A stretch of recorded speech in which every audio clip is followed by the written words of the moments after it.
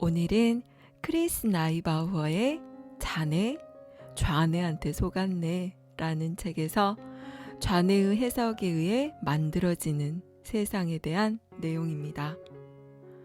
범주란 마치 모래사장에 임의로 선을 그어 원래 연속된 하나이던 것을 둘로 나누듯 창조된다.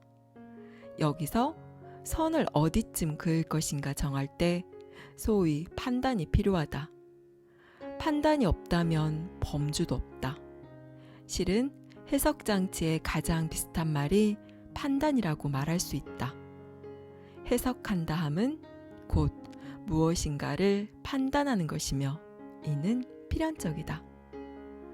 온도가 정확히 몇 도부터 차가움이 뜨거움으로 바뀌는가? 어느 정도부터 당신의 태도가 공격적이라 할 수 있는가? 선함과 악함의 정확한 경계는 어디쯤인가? 어느 정도부터 재앙이라고 부를 수 있을까? 어느 정도부터가 실패인가? 돈이 얼마가 있어야 부자가 되었다 할 수 있나? 행복과 슬픔의 경계는 어디인가? 당신은 이 모든 것을 나누는 명확한 경계를 그을 수 있는가? 이렇듯 칼로 자르듯 경계 지을 수 없다는 것을 눈치채는 것만으로도 엄청난 실용적 이득을 얻는다. 해석 장치가 있고 그것이 판단을 통해 끝없이 범주를 창조하고 있다는 사실을 단순히 마음에 담고 있기만 해도 이들 판단의 필연성에 묶이는 대신 자유를 얻는다. 쉽게 말해 해석 장치를 의식하고 있으면 그 해석을 택할지 말지 선택권을 갖게 되고 그럼 당신은 그것을 예전처럼 심각하게 보지 않는다. 모든 사람의 뇌는 끊임없이 해석 활동을 한다.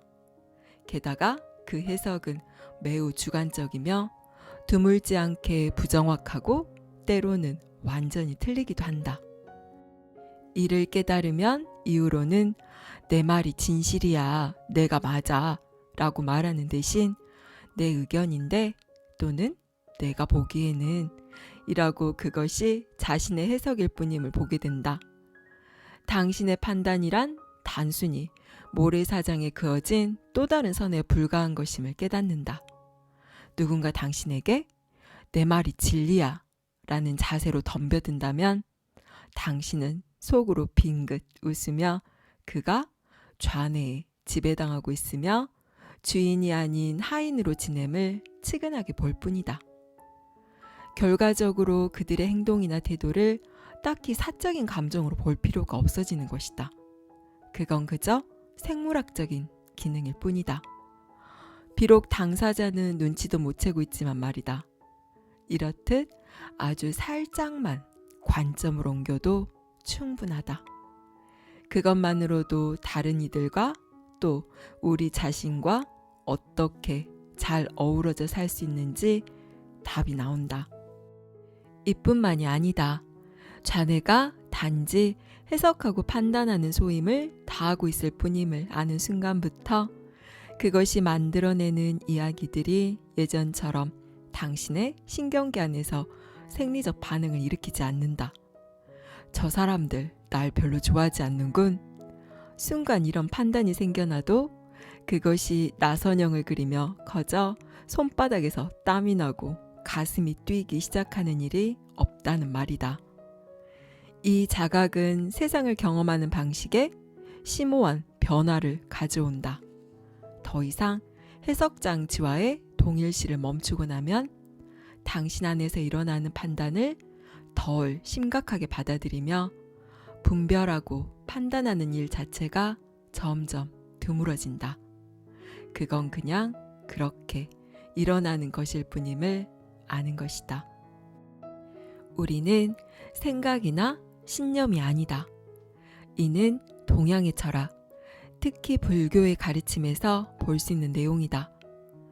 물론 스스로 해석장치와 동일시한다면 그것이 미치는 영향을 간과하고 그것에 사로잡히면 실제로 생각과 신념이 된다.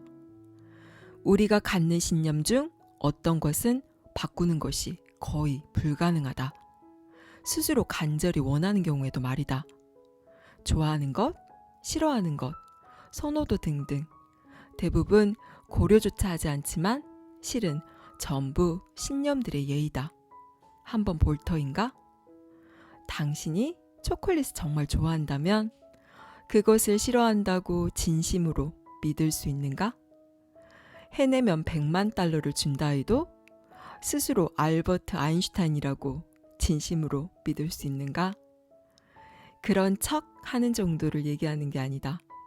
당신의 근본적인 믿음을 정반대의 것으로 진심으로 바꿀 수 있는가? 아무리 애를 써도 의지만으로는 없던 신념을 생기게 할 수 없다. 이처럼 믿음을 마음대로 어쩌지 못하는 것은 믿음 기반의 종교 체계에서 불안의 근원이 될 수 있다. 이런 형태의 종교에는 영원한 구원과 올바름이 특정 믿음에 달려 있다는 조건이 붙어 있다. 하지만 믿음을 지배하는 것은 불가능하기에 혹시 마음속 깊이 진정한 믿음이 없다면 구원도 불가능한 것이고 바로 이 점이 미세하게 신경을 거슬린다. 거기다 더해 만약 저 위에 전지전능한 존재가 있어 당신의 모든 생각을 읽을 수 있다는 믿음까지 더해지면 당신은 믿는 척 사기도 칠 수 없다. 마치 아내가 어느 커튼이 마음에 드는지 물어볼 때 이게 좋겠어 라며 짐짓 내 의견이 있는 척이라도 할 수 있듯이 말이다. 자신의 신념과 과도하게 동일시하는 것이 얼마나 고통을 유발하는지 보자. 우리는 왜 서로 싸우는가? 지금 당장이라도 아무 뉴스 채널이나 들어가 보라. 그럼 도처에서 발생하는 극심한 고통들이 결국 서로 대립하는 신념 체계 때문이라는 걸 확실히 목격할 것이다. 사람들은 어느 시대에서나 신념을 위해 죽을 수도 죽일 수도 있었다. 이때 아무 신념이나 해당되진 않는다. 오직 자신이 믿는 바가 단지 믿음일 뿐이라는 것을 망각할 때만 그럴 수 있다. 이는 해석 장치가 어떻게 생각으로 이루어진 신념을 실제 현실이라고 착각하는지 잘 보여준다. 그리고 그건 단순히 지도와 실제 장소 오류의 한 예일 뿐이다. 자네는 세상에 대한 추정을 창조하고 유지할 뿐 아니라 마치 진실로 세상이 그러해야만 하는 것으로 느끼게 만든다. 이제껏 보아왔듯 좌뇌가 이야기를 지어내고 그것이 실제와 얼마든지 동떨어질 수 있음을 고려하면 이것은 실로 두려운 얘기다. 확실히 하자면 신념 자체는 아무 잘못이 없다. 그것이 단지 신념일 뿐임을 볼 수 있다면 말이다. 머리 왼쪽에 자리 잡은 일단의 뇌의 세포와 신경 화학 물질이 일련의 과정을 거쳐 만들어낸 결과물, 그게 신념이다. 선에서는 말한다. 옳고 그름은 마음의 병이다. 정확히 이 딜레마를 콕 집어내는 말이다. 옳음, 그름은 오직 믿음일 뿐이고 그것을 너무 진지하게 받아들이면 병이 된다. 반드시 그러해야 할 어떤 것이 되어버린다. 해석 장치가 신념을 창조하고 유지하고 있음을 볼 수 있으면 나의 신념이 옳다는 생각에 덜 집착한다.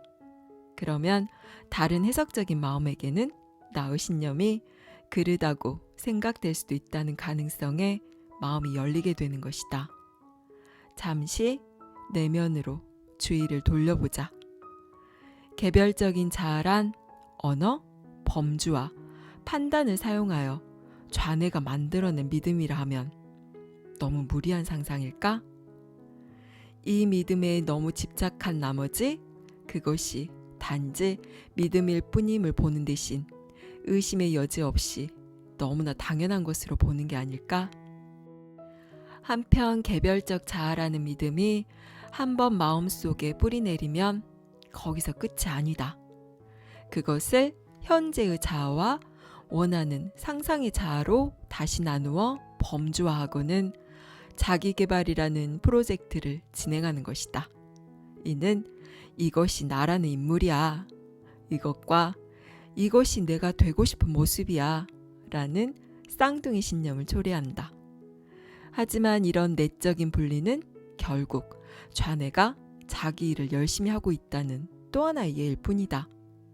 모든 것을 분리시켜서 대립적인 범주로 나누는 그런 일 말이다. 바깥 세계를 분리시키고 범주화하듯 해석장치는 내면의 세계도 똑같은 작업을 한다. 서로 상충되는 두 개의 믿음, 즉 현재의 자아인 관리자와 미래의 자아인 관리되어야 할 다른 어떤 것으로 또다시 나누는 것이다. 그리고 둘 사이의 분쟁은 결코 끝나지 않는다.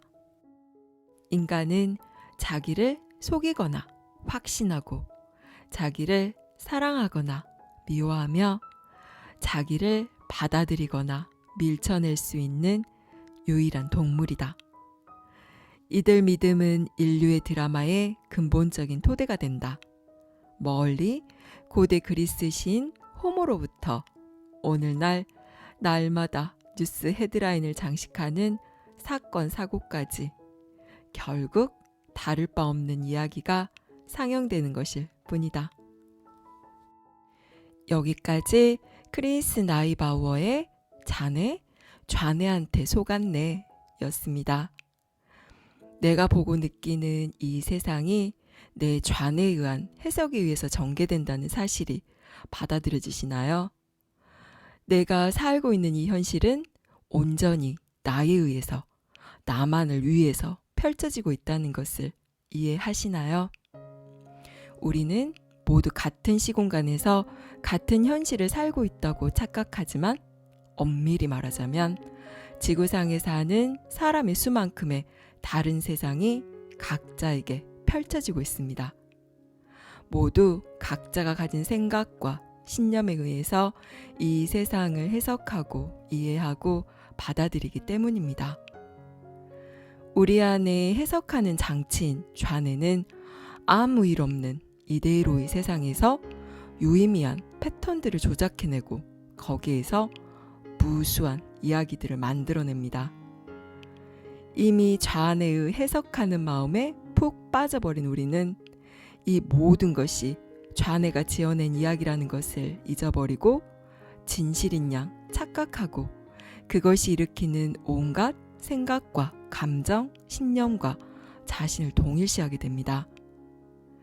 이렇게 좌뇌에 의해 만들어진 신념이나 생각, 감정과 자기 자신을 동일시하게 되면 그것에 의해 나라는 개별자아로 한정되어지고 범주되어집니다. 한마디로 좌뇌에 의해서 나란 존재가 정의되어지고 만들어지게 되는 것입니다. 그렇게 되면 좌뇌에 의해서 바깥 세상과 내가 철저하게 분리되어지고 그 분리되어진 나라는 자아도 과거의 자아, 현재의 자아, 그리고 미래의 자아로 또 이렇게 분리가 됩니다.